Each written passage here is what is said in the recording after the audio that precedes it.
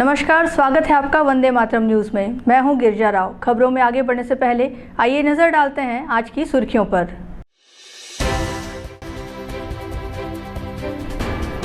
CSEB के राखड़ बांध टूटने से मचा हड़कंप।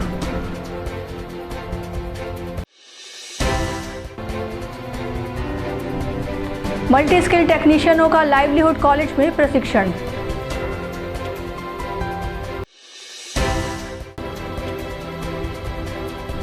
जो भी करे बेहतर करे की थीम पर आयुक्त ने किया दौरा। अब खबरें विस्तार से। दर्री विस्तार पावर प्लांट स्थित राखड़ डैम का तटबंध गुरुवार शाम तेज बारिश के चलते टूट गया। बताया जा रहा है कि छिरहुट क्षेत्र में भारी बारिश के कारण डैम के तटबंध में पहले से बनी दरारों से पानी अंदर घुस गया और दबाव बढ़ने से तटबंध टूटकर बह गया। इससे डैम में भरा राखड़ खेतों की ओर बहने लगा, जिससे फसलों को भारी नुकसान पहुंचा। राखड़ बहने से बस्तियों की ओर खतरा मंडराने लगा है। ग्रामीणों ने पावर प्लांट प्रबंधन और सीएसईबी के अधिकारियों पर लापरवाही का आरोप लगाया है। ग्रामीणों ने राखड़ डैम की समय समय पर जांच और सुदृढ़ीकरण की मांग की है, ताकि भविष्य में ऐसी घटनाओं से जान माल का खतरा न हो।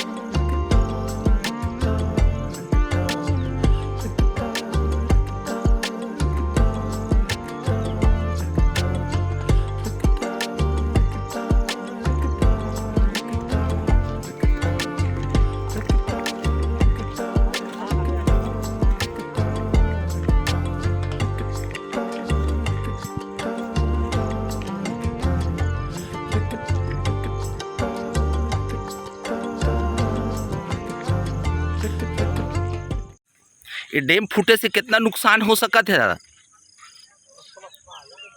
नुकसान हो सकता है। हाँ किसान मन ला कितना नुकसान हो सकत है अभी और कितना नुकसान हुई सो ये डैम फूटे से? नुकसान होता है। नहीं अभी नीचे के बस्ती में आदमी मन रहते हैं यहाँ? हाँ रखे रहते हैं। हाँ रखे। तो कार रात में मला हटा दिए गिरी से? अब पता नहीं साहब, हम तो बता ले आता। अच्छा अच्छा। ये कल के पानी बारिश में? हाँ, रात के पानी बारिश में। प्रशासन आए रही से का होकर बात? अब पता नहीं साहब, हम अभी आया था बता ले। अच्छा पहले से दरार पड़े रही इस काय में? नहीं पड़े थे तो कल के बारिश में हुई से? कल के बारिश में हो। तो ये किसान मन के पूरे खेत में राखड़ चल दे है, इकर का मौजा कब दे? पता नहीं, उससे भी जान ही शेष भी जानी। हाँ। आप मन यहाँ काम करता? हाँ काम करता हूँ। एकले पहले एकर मरम्मत हो रही से का? हाँ होते रही, मिट्टी डलाते रही से। तो ये तो दरार फटने से हो है ना? हाँ यानी कि मरम्मत काम नाम का मरम्मत था, कुछ काम था नहीं। मरम्मत हो रहा था तो कैसे फट गया होगा ये? तो बारिश ज़्यादा हो गया ना, बारिश ज़्यादा हो गया, उस वजह से है। उस वजह से है। क्या भी ये पहले से टूटा था क्या बांध? कल से शाम से वो तेज बारिश हुई उस समय ये फूटी? हाँ उसी समय हुआ। उस समय हुआ था। ये पहले भी एक बार और फूट चुका था, लोग बोल रहे थे। नहीं ये नहीं फूटा है, नहीं फूटा है। क्या कारण हो सकता है ये फूटने का? कोई बरसात हुआ है कल बहुत ज्यादा, किसी नीचे से निकला है। अच्छा ये नीचे से दरार फट जाने की वजह से? दरार फट जाने की वजह से। हाँ। कितने का नुकसान हुआ होगा वायदा पे किसान लोगों को? अब उसको तो नहीं देखे कितना हुआ है, अभी इतने को देखे हैं हम लोग। इतना ही फूटा है। और नीचे कोई बस्ती में और लोग रहते हैं क्या इसके नीचे में? हाँ है ना, बस्ती है। तो प्रशासन आई थी क्या उन लोग को हटाने वटाने के लिए? अब शाम का है तो बोले थे, तो गांव वाले बोले थे, तो या वहाँ बस्ती में थे क्या ये लोग? हाँ रात में। जी जी। जल जीवन मिशन के तहत ग्राम पंचायतों में जल आपूर्ति का काम तेजी से चल रहा है। कई गांवों में नल कनेक्शन दिए जा चुके हैं और गांवों में नलों की संख्या में भी वृद्धि हुई है। बड़े पैमाने पर पाइपलाइन बिछाई जा रही है। पानी की टंकियां भी तैयार की गई हैं। अब इन सुविधाओं में तकनीकी खराबी आने पर त्वरित मरम्मत और रखरखाव के लिए पंचायत स्तर पर स्किल्ड टेक्नीशियन तैयार करने की योजना पर भी काम शुरू किया गया है। इस योजना का उद्देश्य है कि ज़रूरत के समय गांव में ही प्रशिक्षित टेक्नीशियन उपलब्ध हो सकें। राज्य कार्यालय के मार्गदर्शन में जल वितरण प्रणाली का संचालन करने वाले मल्टी स्किल टेक्नीशियनों को लाइवलीहुड कॉलेज के माध्यम से प्रशिक्षण दिया जा रहा है। यह प्रशिक्षण ग्रामीण युवाओं को स्वरोजगार और तकनीकी दक्षता दोनों उपलब्ध कराएगा। ये आपका रिड्यूसर है, मतलब ये जो देखो रिड्यूसर है वो सेंटर से हट गया है ना। ये आपका बड़े साइज से छोटे साइज में लगाने के लिए, मतलब क्या हुआ इसका फ्लोराइड का प्रवाह दर सबसे इसमें पानी फ्लो कराएंगे उतनी तेजी से पाइप से पानी निकलेगा, है ना। ठीक। और ये प्रेशर, हमारा काम क्या है कि पानी सप्लाई करने का, है ना। तो वो हम कितने उसमें करते हैं। चयन ग्राम पंचायत से हुआ है सरपंच सचिवों द्वारा, और मुझे उन्होंने यहाँ कोरबा में लाइवलीहुड कॉलेज में प्रशिक्षण के लिए भेजा गया है, जो कि मैं यहाँ आया हूँ प्रशिक्षण के लिए। यहाँ मुझे कॉलेज में प्लम्बरिंग, इलेक्ट्रिक और सोलर प्लेट के बारे में सिखाया जा रहा है। तो अभी प्लम्बरिंग के बारे में सिखाया जा रहा है, जिसमें हम कैसे पाइप जोड़ें और कैसे हम मतलब पानी घर घर में पहुँचाएँ, उसका हमें मतलब नॉलेज दिया जा रहा है अभी, जो कि हमारे योगेश सर हैं जो हमें टीचिंग कर रहे हैं। कितना अच्छा होगा आप लोग जब सीख जाएंगे, इसलिए बताएंगे आप लोग कितना अच्छा है। तो हम यहाँ से सीख कर जाएंगे तो वहाँ हर पंचायत में नल लग रहा है, गांव में नल लग रहा है, तो उसको कैसे ऑपरेटिंग करना है, उसका खराबी हो जाएगा तो कैसे हमें उसका बनाना है उसको, तो उसके लिए मतलब शिक्षा दी जा रहा है। इससे हमें मतलब रोजगार मिलेगा, जिससे हम अपना जीवन यापन कर सकते हैं और अपने परिवार का भी पालन पोषण कर सकते हैं। हाँ, मतलब जो हर गांव में जो पानी टंकी बना है उसके हिसाब से उसके मैनेजमेंट के लिए हमें पंचायत तरफ से सरपंच सचिव के द्वारा चुना गया है, जो हमें यहाँ प्लम्बर के लिए 45 डेज के ट्रेनिंग के लिए यहाँ भेजा गया है, जिसमें से हमें प्लम्बर से संबंधित जो उस नल में मैनेजमेंट के लिए हमें इस सब के बारे में बताएंगे और उससे हमें कुछ वेतन भी दे सकते हैं। क्या क्या सिखाया जा रहा है? इसमें हमें पाइप से कैसे उसको कनेक्ट करना है, कैसे निकालना है उसका, और उसके अभी हमें पहले से नाम भी पता नहीं है, और सब भी हमें उसमें बताया जा रहा है। बिजली का भी काम है उसमें, और इसमें इलेक्ट्रिक का भी थोड़ा मोड़ा है पार्ट, उसके बारे में भी बताया जाएगा। अभी मेरा क्वालिफिकेशन BE सिविल है और पिछले 2 सालों से मैं ट्रेनिंग का कार्य कर रहा हूँ और मेरा वर्किंग एक्सपीरियंस 7 साल का है। यहाँ पर इनको जल जीवन मिशन के तहत ट्रेनिंग प्रोवाइड कराया जा रहा है, जिसमें इनको जल वितरण संचालक की इनको ट्रेनिंग दी जा रही है, जिसमें इनको प्लम्बिंग से रिलेटेड सारे काम प्लस उनका फिटिंग्स और उसके मेंटेनेंस से संबंधित पूरे सिखाए जाएंगे। पाइप के साथ साथ इनका इलेक्ट्रिकल में भी है। इनका ये ट्रेनिंग जो है मल्टी स्किल है, इलेक्ट्रिकल और प्लम्बिंग का, वो उनको सिखाया जाएगा। इससे उनको जो गांव-गांव में जो जल जीवन मिशन है उसके अंतर्गत उनको रोजगार मुहैया कराया जाएगा। उनको ऑपरेट करने के लिए वहां उनको नियुक्ति की जाएगी पंचायतों और के माध्यम से, तो जो इससे उनको आजीविका मिलेगा। जैसा आपको पता है कि जल जीवन मिशन अंतर्गत प्रत्येक ग्राम पंचायत में रनिंग टैप वाटर प्रदाय करने का जो महत्वाकांक्षी योजना है केंद्र सरकार की, वो कोरबा जिले में लगभग पूर्णता की ओर है। कई ग्राम पंचायतों में तो हो चुके हैं। इसी के आगे क्रम में अगर ग्राम पंचायतों में रनिंग टैप वाटर रिलेटेड अगर कुछ प्लम्बिंग इश्यूज़ या कुछ भी होते हैं तो उसके लिए हमें ग्राम पंचायतों में ही जो निवासरत व्यक्ति हैं उनको इस टाइप के लोगों को हमको एक स्किल्ड मैन पावर की भी हमको रिक्वायरमेंट पड़ेगी। तो हमने PHE के माध्यम से, PHE विभाग के माध्यम से प्रत्येक ग्राम पंचायत से एक एक व्यक्ति को हमने चिन्हांकित किया है और हमारे माननीय मुख्यमंत्री महोदय, हमारे आदरणीय सेक्रेटरी सर, राज्य में CO सर और आदरणीय कलेक्टर महोदय के मार्गदर्शन में अपना एक प्रशिक्षण प्रारंभ किए हैं, जो कि वितरण संचालक नल जल मित्र जाना जाता है। और इसमें हम लोग मल्टी स्किलिंग प्रोवाइड करेंगे, जिसमें 45 दिवस के कोर्स में 45 से 50 दिवस के कोर्स में हमें हितग्राहियों को plumbing related, civil related work और सोलर रिलेटेड वर्क में प्रशिक्षण प्रदान करेंगे, ताकि वो इन चारों विषयों में मल्टी स्किल्ड हो पाएंगे, दक्ष हो पाएंगे। अगर ग्राम पंचायतों में कहीं पर भी जल जीवन मिशन रिलेटेड कुछ ब्रेक डाउन आता है तो एक हमारे पास स्किल्ड मैन पावर रहेगा प्रत्येक ग्राम पंचायत में, और भविष्य में ग्राम वासियों को किसी प्रकार की कोई परेशानी नहीं होगी।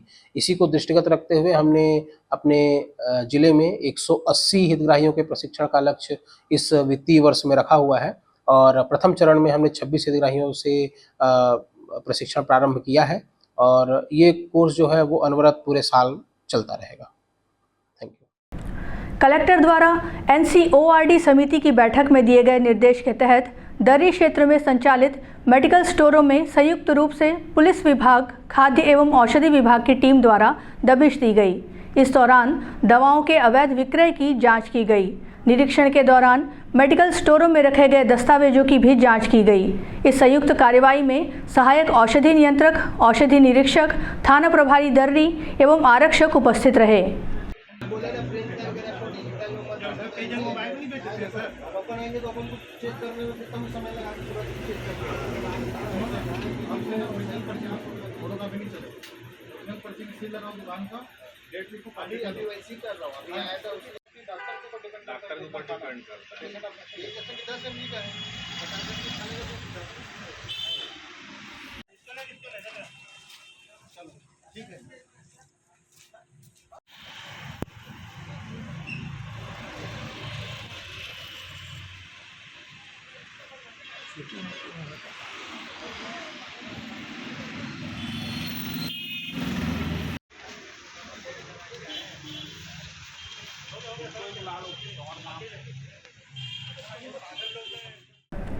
शहर की सड़कों पर मवेशियों के बैठने से लगातार दुर्घटना की आशंका बनी हुई थी।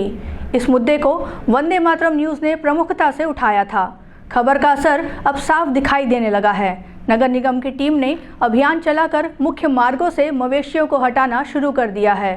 पकड़े गए मवेशियों को कांजी हाउस भेजा जा रहा है। सड़क पर मवेशी बैठने से दुर्घटनाओं की संभावना बढ़ती है और यातायात व्यवस्था भी बाधित होती है। इस समस्या के स्थायी समाधान के लिए अभियान लगातार जारी रहेगा।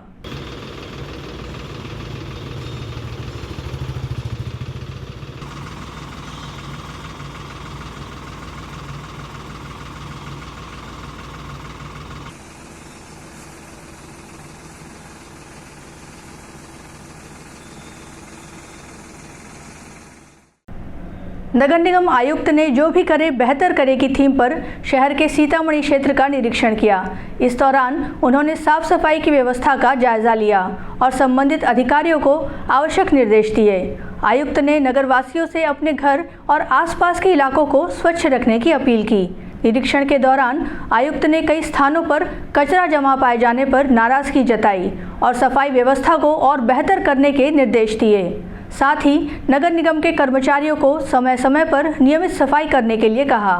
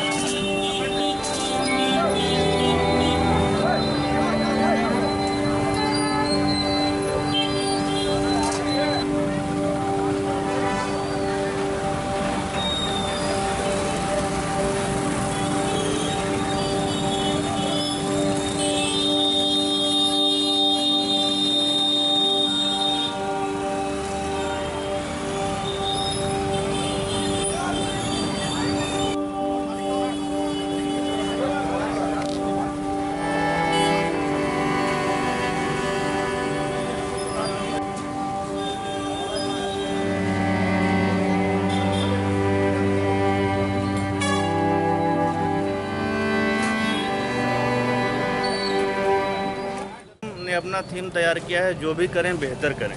तो जो भी करें बेहतर करें के तर्ज पर हम रोज़ सुबह निकल रहे हैं और ये जो पुराना कोरबा का एरिया है काफ़ी उपेक्षित रहता है। तो यहाँ किसी भी जनप्रतिनिधि या किसी अधिकारी का ध्यान नहीं जाता।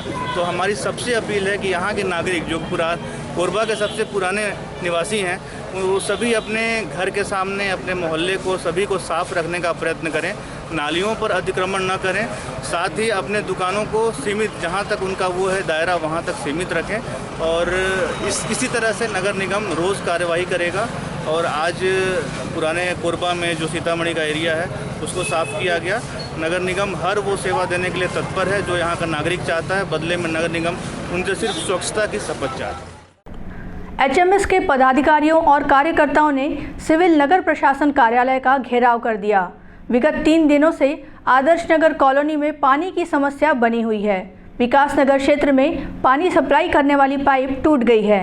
एचएमएस के पदाधिकारियों और कार्यकर्ताओं ने प्रबंधन के खिलाफ नारेबाजी की और अपनी मांगों को लेकर विरोध जताया। एचएमएस के पदाधिकारी ने कहा कि पानी की समस्या अभी की नहीं है, बल्कि विगत 3 वर्षों से यह समस्या बनी हुई है। अधिकारी अपने घरों के लिए टैंकरों से पानी की सप्लाई करवा रहे हैं, लेकिन आम लोगों को पानी की समस्या का सामना करना पड़ रहा है। एचएमएस के विरोध प्रदर्शन के बाद कॉलोनी में टैंकर द्वारा पानी सप्लाई की जा रही है।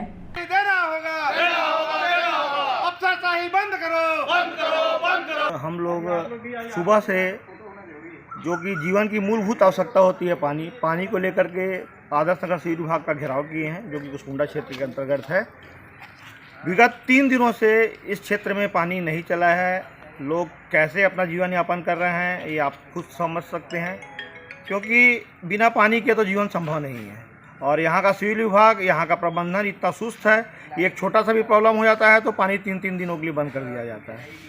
और दूसरी तरफ यहाँ चाहते हैं कि अच्छा से अच्छा प्रोडक्शन हो, लेकिन सुविधाएं के नाम पे कुसमुंडा क्षेत्र बिल्कुल जीरो है।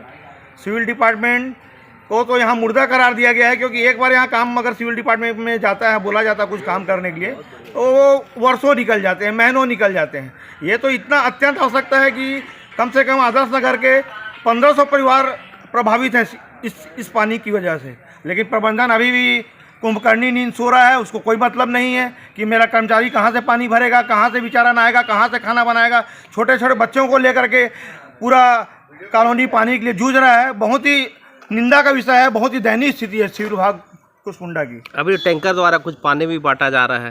टैंकर के द्वारा पानी कुछ क्षेत्रों में बांटा जा रहा है। वो ऊँट के मुंह में जीरा के समान है। किसी को 2 बाल्टी पानी दिया जा रहा है, उसमें आदमी नहाए कि खाना बनाए। और उसमें भी चिन्हित लोगों के द्वारा अभी मुझे जानकारी हुई है कि कोई सिविल इंजीनियर है हमारे यहाँ, वो अपना घर में पर्सनल टैंकर बुला के सिर्फ अपने लिए पानी भरवा रहा है, जो कि और दुखद है। यहाँ प्रबंधन को कर्मचारी से कोई लेना देना नहीं है, केवल अपना स्वार्थ सिद्ध करने के प्रबंधन लगा हुआ है। बहुत ही अफसोस की बात है कि पानी जैसी चीज़ों के लिए सोच लीजिए, सरकार से लेकर के नीचे तबके से लेकर के पानी जैसी समस्या से निजात दिलाने के लिए और पानी की समस्या को दूर करने के लिए सारी संस्थाएं इतनी प्रयासरत है, लेकिन हम कोयला मजदूर साथी भाई एक पानी जैसी चीज़ों के लिए आज लड़ाई के लिए हम लोग यहाँ घेराव करने पर मजबूर हो गए हैं। अब आप सोच सकते हैं कि कुसमुंडा क्षेत्र की ये हालात हैं कि विगत आज 3रा दिन हो गया, 3 दिनों तक पानी का नहीं आना। और आपको ये भी मैं बता दूं, ये पानी की समस्या केवल आजकल की नहीं है। विगत 2 सालों से हम पानी की समस्याओं के लिए कुसमुंडा क्षेत्र के मजदूर साथी लगातार लड़ाई लड़ रहे हैं, लेकिन फिर भी प्रबंधक के कान में जू नहीं रेंग रहा है। आज नौबत ये आ गई कि हमको सिविल प्रशासन का घेराव करना पड़ा, लेकिन उससे ज़्यादा अफसोस की बात यह है कि ऐसा लगता है कि पानी की ज़रूरत केवल हम ही को है। पानी क्यों नहीं आ रहा, क्या कारण है? पानी की एक बीच में कोई लीकेजेस है, जो पाइपलाइन है, पाइपलाइन सर्वे आप हो चुका है। आज से 2 साल पहले पाइपलाइन चेंज करने की बात हुई थी, लेकिन अभी तक उनका ढुलमुल रवैया देख लीजिए।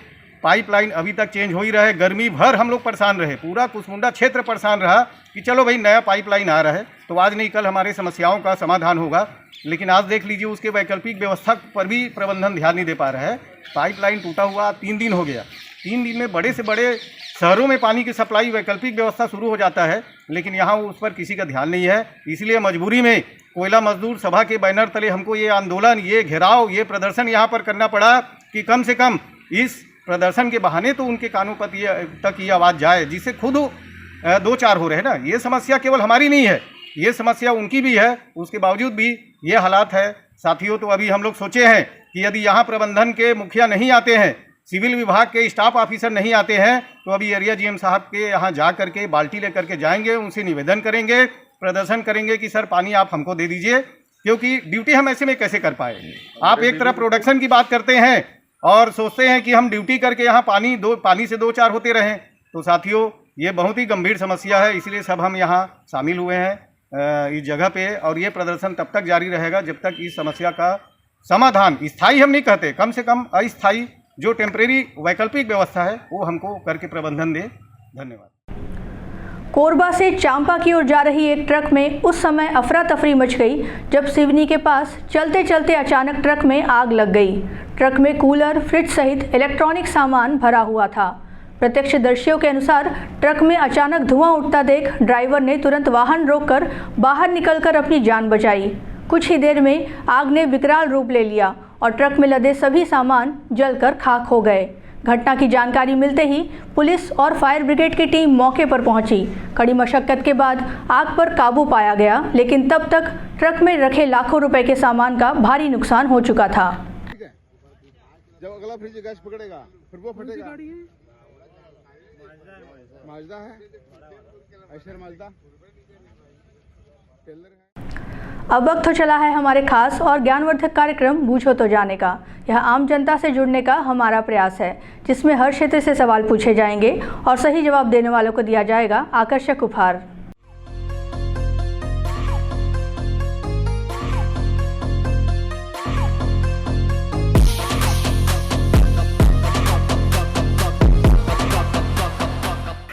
नमस्कार दर्शकों, आप सभी का स्वागत है आपके पसंदीदा कार्यक्रम पूछो तो जाने में। आज का हमारा सवाल है कि छत्तीसगढ़ का सबसे प्राचीन विश्वविद्यालय कौन सा है। आज का हमारे विजेता को दिया जाएगा महामाया एंटरप्राइजेस पोड़ीबाहर की ओर से आकर्षक उपहार। तो आइए चलते हैं दर्शकों के बीच और जानते हैं आज के इस सवाल का जवाब। छत्तीसगढ़ का सबसे प्राचीन विश्वविद्यालय कौन सा है? छत्तीसगढ़ का सबसे प्राचीन विद्यालय पता नहीं मैडम, कैसे हम एमपी से रहने वाले हैं। ठीक, कोई बात नहीं। आप कोरबा वासियों को मैसेज देना चाहेंगे?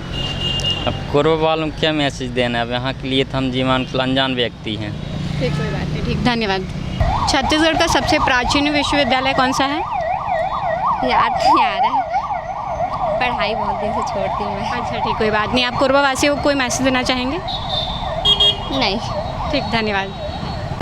छत्तीसगढ़ का सबसे प्राचीन विश्वविद्यालय कौन सा है? गुरु घासीदास विश्वविद्यालय। नहीं सर, गलत जवाब है। कोई बात नहीं। आप कोरबा वासियों को मैसेज देना चाहेंगे? कोरबा वासियों को कि यातायात के नियमों का पालन करें आजकल की दुर्घटनाओं को देखते हुए, और ख़ासकर नए लड़के जनरेशन में जो हैं बिना ड्राइविंग लाइसेंस के गाड़ी उड़ा रहे हैं, है ना। तो गाड़ी चला रहे हैं तो हेलमेट का ही प्रयोग करें और लीगली गाड़ी चलाएं, क्योंकि उनके स्पीड गाड़ी चलाने से उनको तो नुकसान होता ही है, जो इस रास्ते में सही चलने वाला व्यक्ति है ना, उसको भी बहुत ज़्यादा नुकसान होता है, इवन उसकी फैमिली पूरी बिखर जाती है। सो एक सीरियस मैसेज यही देना चाहता था मैं। थैंक यू, धन्यवाद। छत्तीसगढ़ का सबसे प्राचीन विश्वविद्यालय कौन सा है? वो तो नहीं पता, मैं यहाँ का हूँ नहीं रहने वाला। अच्छा ठीक, कोई बात नहीं। आप कोरबा वासियों को मैसेज देना चाहेंगे? देना चाहूँगा, जैसे कि गाड़ी में जैसे आजकल देख रहे हैं आप इलीगल मॉडिफिकेशन कराते हैं लोग, और यहाँ पर एक्सीडेंट्स बहुत हो रहे हैं। जैसे कि आप देख सकते हो यहाँ बीच में हुआ था कि कुछ यहाँ का कोसावाड़ी तरफ पिकअप मार दिया था, पता नहीं कुछ को उसको, जैसे कि पी के चलाते हैं लोग, तो आज पी के नहीं चलाना चाहिए गाड़ी वाड़ी, और रूल्स को फॉलो करना चाहिए। ठीक, धन्यवाद। छत्तीसगढ़ का सबसे प्राचीन विश्वविद्यालय कौन सा है? छत्तीसगढ़ का प्राचीन विश्वविद्यालय तो मुझे उतना मालूम नहीं, फिलहाल मैं इतना स्टडी नहीं कर पाया हूँ। ठीक, कोई बात नहीं। आप कोरबा वासियों को मैसेज देना चाहेंगे? जी, कि अगर जितना हो सके, अगर बचपन से किसी व्यक्ति पे अगर जिम्मेदारी आप डाल दोगे तो स्टडी नहीं कर पाएगा। उसकी जिम्मेदारी को ना हटा के उसको स्टडी का मौका दें, किसी भी हालत में उसे स्टडी कराएं। चाहे वो गरीब हो या अमीर हो, कितने भी अमीर हो या गरीब, उसको पढ़ाई ज़रूर कराएं। धन्यवाद। छत्तीसगढ़ का सबसे प्राचीन विश्वविद्यालय कौन सा है?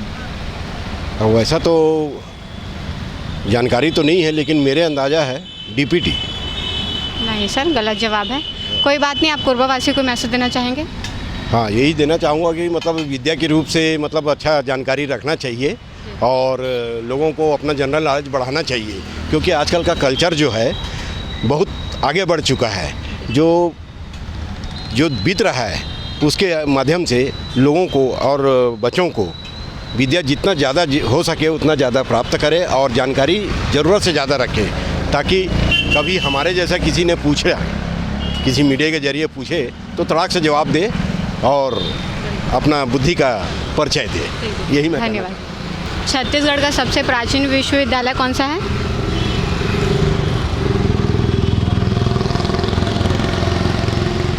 नहीं पता आपको?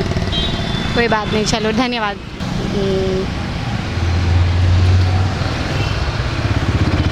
विवेकानंद कुछ था, याद नहीं, मेरे को भूल गई।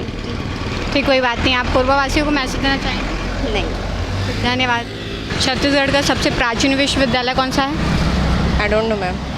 कोई बात नहीं। आप कोरबा वासियों को मैसेज देना चाहेंगे? सभी अच्छे से रहिए, अभी मौसम चेंज हो रहा है, सभी अपना ध्यान रखिए। बिल्कुल, धन्यवाद। छत्तीसगढ़ का सबसे प्राचीन विश्वविद्यालय कौन सा है? मैम इंदिरा कला विश्वविद्यालय है जो संगीत के लिए है, वो खैरागढ़ में स्थित है। आप श्योर हैं? जी जी श्योर हूँ। बिल्कुल सही जवाब दिया है आपने। आपको दिया जाता है महामाया एंटरप्राइजेस पोड़ी बहार की ओर से आकर्षक उपहार। कैसा लग रहा है जीत के? बहुत अच्छा लग रहा है मैम। कोरबा वासी को मैसेज देना चाहेंगे? यही मैसेज दूंगा कि आके आपका सवाल का जवाब दे और यहाँ पे गिफ्ट माने का मौका मिले आप लोग को भी। आपका नाम क्या है? जी मेरा शुभ नाम पुष्पेंद्र राजवाड़े। धन्यवाद। आज का हमारा सवाल था कि छत्तीसगढ़ का सबसे प्राचीन विश्वविद्यालय कौन सा है, जिसका सही जवाब है इंद्रकला संगीत विश्वविद्यालय खैरागढ़। आज के हमारे विजेता रहे हैं पुष्पेंद्र, जिन्हें दिया गया है महामाया एंटरप्राइजेस पोड़ी बहार की ओर से आकर्षक उपहार। आज के लिए बस इतना ही। कल फिर मिलते हैं एक नए सवाल और जवाब के साथ। बने रहें वंदे मातरम न्यूज़ के साथ। तब तक के लिए नमस्कार। खबरों का सिलसिला यूं ही जारी रहेगा। देखते रहिए वंदे मातरम न्यूज़। मिलते हैं अगले बुलेटिन में, तब तक के लिए नमस्कार।